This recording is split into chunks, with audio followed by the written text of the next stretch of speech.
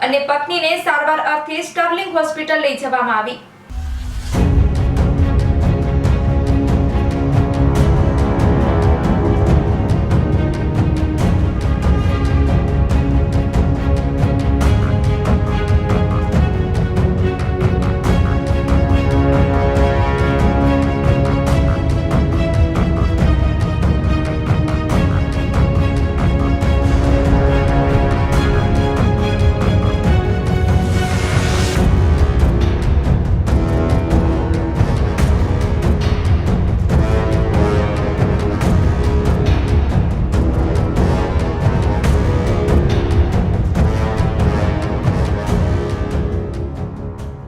મુન્દ્રામાં એસીનું compressor ફાટતા 2 લોકોના મોત નિપજ્યા છે તો એક મહિલા ગંભીર હાલતમાં।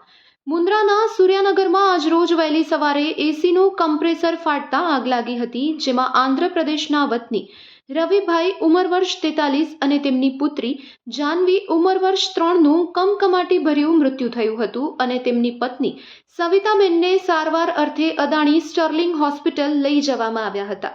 ઘટના સ્થળે અદાણીમાંથી ફાયરની ટીમ પણ આવી પહોંચી હતી, પણ ત્યાંના રહેવાસીઓ અને મુન્દ્રા સિટી પોલીસના સ્ટાફ દ્વારા આગ ઓલાવી દેવામાં આવી હતી અને બંને પિતા પુત્રીની લાશને પોસ્ટમોર્ટમ માટે મુન્દ્રા સરકારી હોસ્પિટલ ખસેડવામાં આવી છે।